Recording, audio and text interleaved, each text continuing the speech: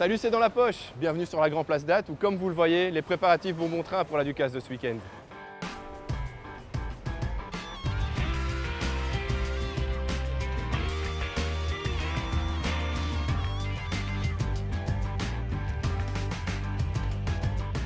C'est donc ici que ce dimanche, les géants vous donnent rendez-vous. Mais en parlant de géants, on a rencontré d'autres géants, à leur manière, à l'Open de tennis d'Ath.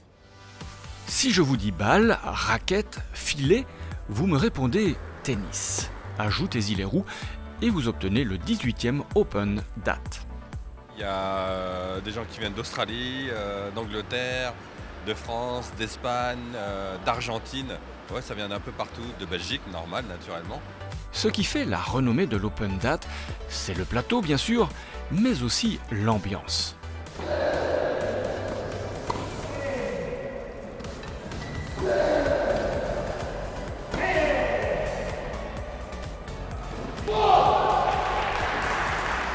Il faut savoir que les joueurs évidemment ne sont pas du tout professionnels. Bon, dans beaucoup de pays quand même, maintenant les personnes moins valides sont dans le monde, je veux dire, professionnel aussi, et donc ils préfèrent prendre des congés pour aller à un tournoi où ils vont bien se plaire, s'amuser, que d'aller à un tournoi où il n'y aura pas d'ambiance. Et disons qu'on a une certaine réputation sur le circuit et le bouche à oreille fait que voilà, tous les ans on découvre, on a des habitués bien sûr, mais on a beaucoup de nouveaux chaque fois.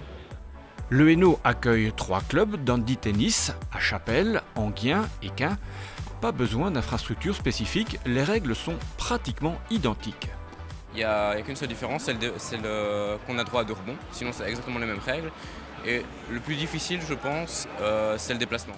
C'est vraiment le maniement de la chaise qui est vraiment le plus difficile. Une fois qu'on a ça, les coups sont plus faciles à apprendre voilà. Mais tout ton déplacement va vraiment jouer en fonction, va vraiment faire changer la qualité de la frappe, parce que si on est mal placé par rapport à la balle, on ne sait pas avoir une bonne frappe. Donc ce qui est important, en valide, ça vous saviez, on met un pied d'appui vers l'avant, d'accord? Le pied d'appui, chez nous, il n'existe plus. Et nous, on cherche les 45 degrés. OK? On va frapper la balle devant, ça c'est comme en valide. On frappe devant le corps. Et nous, on va terminer à gauche, là.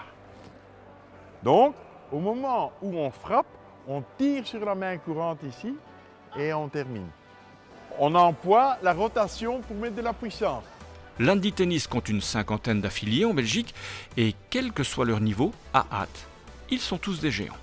Ce sont des gens formidables et comme le disent aussi certains, des gens extraordinaires dans tous les sens du terme.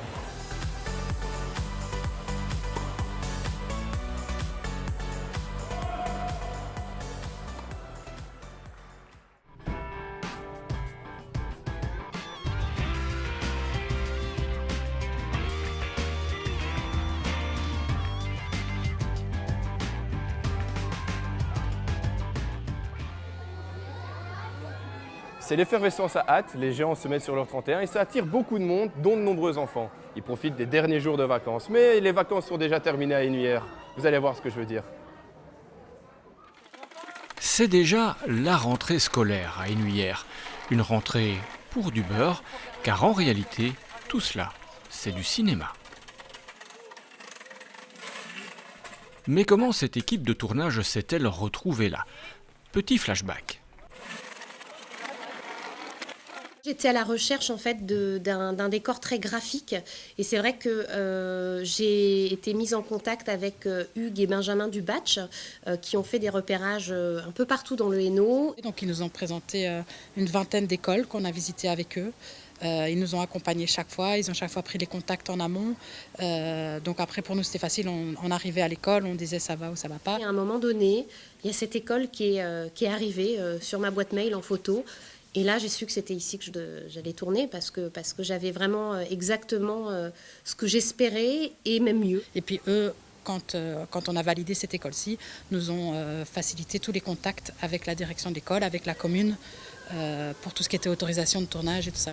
En plus des décors, le Batch a aussi déniché ce bus scolaire et même son chauffeur. Ça change un petit peu des objectifs de nos missions habituelles à la province et plus particulièrement au centre Arthur Régnier. Donc voilà, aujourd'hui j'ai été invitée à jouer le rôle du chauffeur de bus qui dépose des élèves à l'arrêt et qui ensuite a une petite altercation avec le signaleur qui est joué par Vincent. Il faut regarder la route, hein, vous avez failli me Je regarde la route, monsieur, il faut regarder avant de faire traverser les enfants. Une première, mais peut-être pas une dernière pour Kevin, qui prend déjà son rôle très au sérieux. Donc les enfants ont quelquefois tendance à faire des grimaces ou des bêtises derrière le comédien qui est en face de nous. Et le plus dur dans ces cas-là, c'est évidemment de rester sérieux pour garder toute confiance en soi et terminer son texte dans les meilleurs délais. Hey, hey, hey.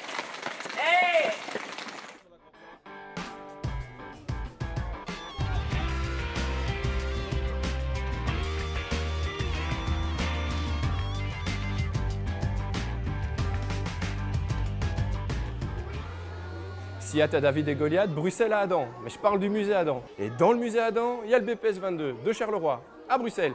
Allez, on vous explique tout ça. Moi, j'y vais avec Mademoiselle Victoire. Le BPS 22 déménage à l'Atomium, enfin à 2 pas de l'Atomium, le temps d'une petite escapade estivale au musée Adam. Bonjour, le Adam, c'est le musée de design de Bruxelles. C'est un musée tout jeune, il a ouvert en décembre 2015. Donc c'est un musée de design qui a pour collection permanente, parce que vous voyez derrière moi, à savoir le Plasticarium, qui est cet ensemble de design plastique de la fin des années 50 à aujourd'hui. Et en fait, à travers cette collection du Plasticarium, on raconte l'utopie du tout plastique, cette croyance au lendemain de la Seconde Guerre mondiale qu'on va régler le problème de la production avec le plastique et toute la créativité des designers et des artistes autour de cette matière dans les années 60, dans les années 70, mais également jusqu'à aujourd'hui. Le musée présente aussi des expositions temporaires, comme ce panorama sur un siècle de design en Belgique, ou le projet ArtView, qui accueille en alternance une collection publique et privée. Et cette année, c'est le BPS qui a reçu carte blanche. Évidemment, c'est toujours pour nous une publicité, un moyen aussi de sortir de nos collections des objets qu'on ne montre pas forcément tous les jours, puisque le BPS 22 fonctionne avec des expositions temporaires. Donc pendant ce temps-là, il y a beaucoup d'objets qui sont en prêt dans d'autres expositions, dans d'autres musées, mais aussi qui dorment. Donc pour nous, ça permet de faire voyager les objets. Marcel Marien, Wim Delvoye, Man Ray, Jean-Claude Saudoyer, une douzaine d'artistes ont donc quitté provisoirement leur pied-à-terre Carolo pour s'installer confortablement dans la capitale. Donc en fait, les 2 fauteuils intitulés Smoke sont d'un artiste qui s'appelle Martin Bass, qui a étudié à la prestigieuse Design Academy d'Eindhoven et qui, pour en fait son examen de fin d'année, a réalisé des fauteuils dans un esprit très classique. Donc ce sont des fauteuils de style victorien qu'il a ensuite brûlés et puis recouvert d'une résine époxy noire. Et donc ici, il interroge vraiment la valeur iconique de l'objet, la valeur historique et puis la valeur artistique. Début septembre, toutes ces œuvres seront de retour à Charleroi, juste à temps pour assister au vernissage de l'exposition de rentrée au BPS 22, à suivre dans C'est dans la poche.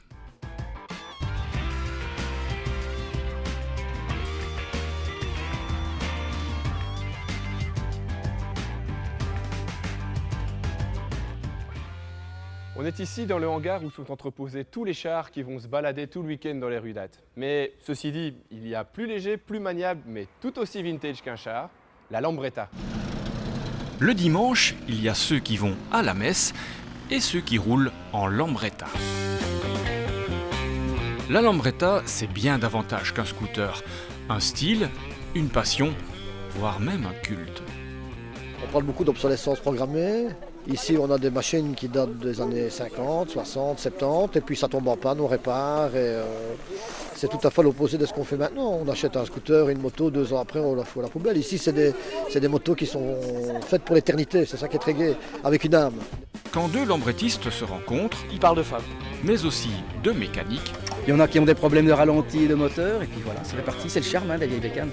Et surtout, Lambretta reste Lambretta. Mais attention, une Lambretta peut parfois en cacher une autre.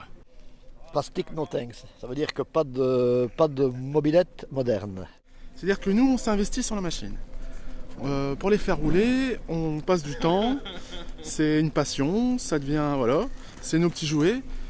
Et on est contre les gars qui vont dans les magasins, qui font un chèque, ils achètent une machine toute faite. Mais la pire erreur à commettre lorsqu'on croise un passionné de Lambretta, c'est de lui dire « La Vespa, c'est sympa aussi. On pilote une Lambretta et on conduit une Vespa, c'est pas la même chose. Monsieur, voulez-vous me suivre? Regardez l'arrière d'une Lambretta. Voilà. Et puis nous allons regarder l'arrière d'une Vespa. On va regarder l'arrière d'une Lambretta. Regarde. Ce côté masculin, inélégant. Et venez voir l'arrière d'une Vespa, ses formes rondes et féminines. Je pense qu'il n'y a pas photo, monsieur. Vous l'aurez compris, les amateurs de Lambretta et de Vespa ont chacun des arguments bien tranchés. Et servez-vous pour l'apéro ici. Hein. Le mieux pour les réconcilier, c'est encore d'aller rouler.